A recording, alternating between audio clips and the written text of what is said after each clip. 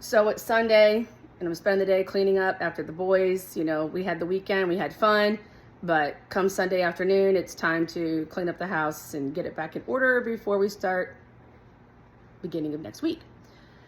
So I was thinking, since it is Sunday, and I believe in God, and I believe that God's in control of everything. What you believe is on you. I don't judge, but I don't believe we can heal without God. So New Year's Eve, I had this stray cat get in my house. I know, what does this got to do with anxious attachments? Hang on, you'll find out. So New Year's Eve, this cat came into my house, stray. Didn't even know she was in here. The boys left the door open and she got in the house. And I went outside around 3 a.m, excuse me, and to look for my other cat who didn't come in because of the fireworks. Couldn't find her, came in and saw this cat I'd never seen before scurrying underneath my couch. Who is this kitty? I don't know this kitty. But she needed help, and that's, I think, part of our condition. We also want to help, and because I want to help y'all, so just like I want to help this cat. This cat was starving. It felt like petting a skeleton. She was so skinny. So I let her stay. Sorry. Because I knew she needed help. And I fed her, got her healthy.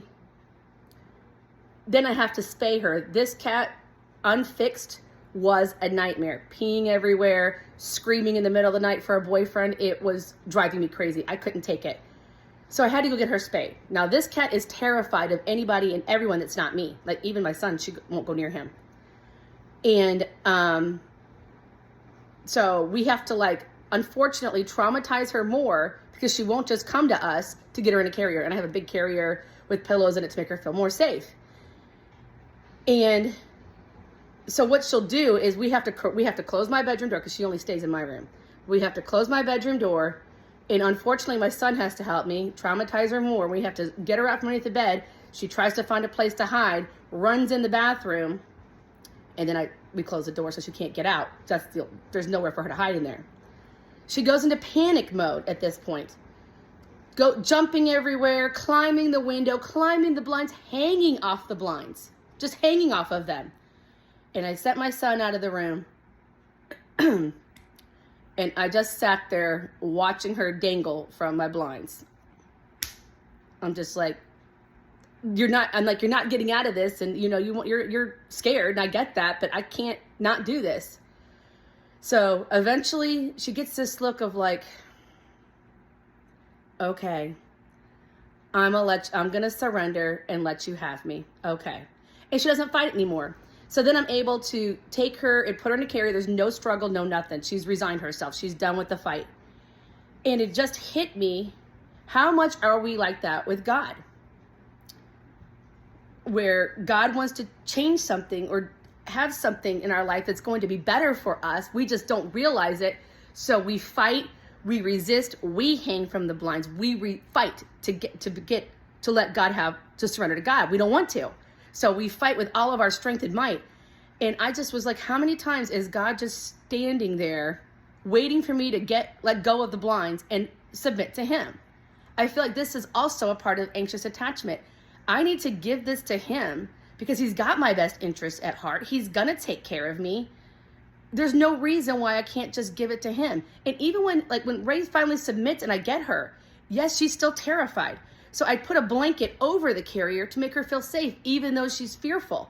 And I think God does the same for us. He gives us a covering, we can't see it or feel it, even while we're terrified. And we have to go through this, and he wants us to go through this because it's good for us, just like the spay was good for her. I see a whole different kitty now that the surgery's behind us, that craziness is behind us.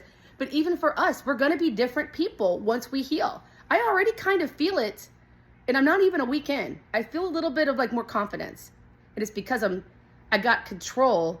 I'm not just giving in to every irrational fear, emotion, anxious thought. Now I'm sitting and processing and being like, does it even matter? And I'm not saying it makes the anxiety go away, but it makes me have more control, and I think it's given me more confidence. I hope that story helped, where you have an anxious kitty who was just fighting every step, even though she had to go. And it's been a good thing for her. How much are we like that? How many times do you think we hang off the blinds and refuse to surrender to God? And he's just standing there being like, when you're ready to let go, I got you. When you're ready to let go. So give it to God. Even if you don't believe, just take this chance with him and see how it works out for you. You can't go wrong. Your partner is pulling away, or they're not there, or whatever the reason. So why not try giving it to God and see if it doesn't help in some sense, in some way, giving you, like, you don't have to fight. That's all I'm saying. Be blessed. God bless you.